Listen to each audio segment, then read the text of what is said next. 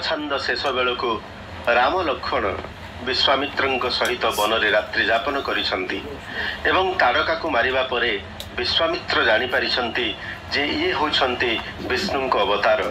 एठी आरंभ होछि काव्यर सप्तम छांद। बिडोजा अर्थात इंद्रंक सह चंद्र और गुरु बृहस्पति थिबा भली विश्वामित्रंक सहित राम लक्ष्मण दुई भाई सिद्ध वन देखिले। सेठी वृक्ष माने तपस्वींक भली दिसुछंती कारण सेमाने बळकळ पिंधि जटा धारण करिसंती।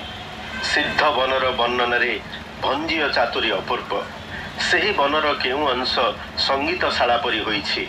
संगीतशाला रे स्वर्गर नर्तकी जेपरि नृत्य करंती एठी भरतिया पक्षी नृत्य करुछि। स्वर्गरे जेपरि गंधर्व माने सुंदर राग ताଳରେ सप्तस्वर गान करंती एठी कोकिलर अनुरागरे सप्तस्वर खेली बुलुछि। संगीतशालारे तालवाद्य थिला परि एठी मध्य तालगछ माने अछंती। संगीतशालारे बसंत राग थाए, केदार राग थाए, सेठी मर्दल बाजु थाए।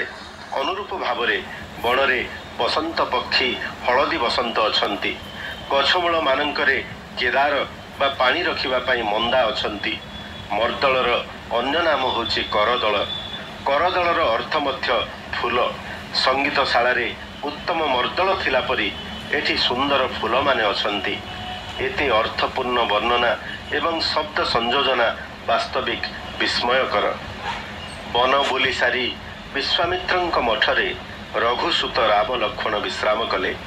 ए खबर पाई सेठारे गृही बानप्रस्थी और ब्रह्मचारी दंडी सन्यासी माने आसी आशीर्वाद देले।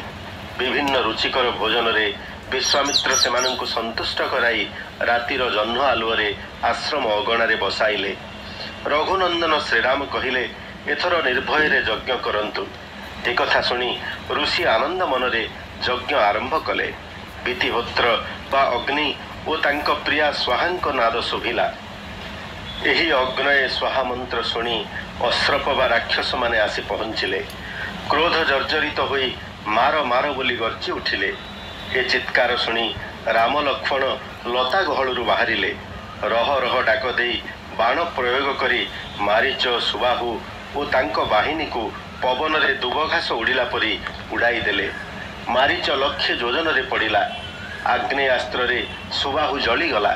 शबर कुराड़ी धरी बाउंस गछ काटिला परी लक्ष्मण असुर वंश निपात कले। पृथ्वी रक्त रे लाल होई गला। मने हेला बहु कालरू पूजा पाई नथिबा पृथ्वी देवी मंदार फूल रे पूजिता हेले। राक्षस निपात असुर माता खसा बा दितिंक आखिरु लुह खसाइला। से अधीरा होई भाबिले आजि ठारू मो पुत्रंकर अनुकूल रे बिष्टि बा विघ्न घटिला। जेउ विश्वामित्र जीत करी त्रिशंकु राजांको अधा स्वर्ग रे बसाइथिले से निशंक बा निर्भय होई यज्ञ आरंभ कले। इंद्र आदि देवता माने यज्ञरु घृत भाग पाई आनंदित हेले। एहा परे श्रीराम कहिले आम पुर अयोध्या को बाहुड़ीबा पाई अनुमति दियंतु। विश्वामित्र कहिले विराट काम्यक वन को थरे बुली जिबा। एहा कही मुनि विश्वामित्र बेनी जुबा राम लक्ष्मण को घेनी काम्यक वन भ्रमण उद्देश्य रे बाहरिले।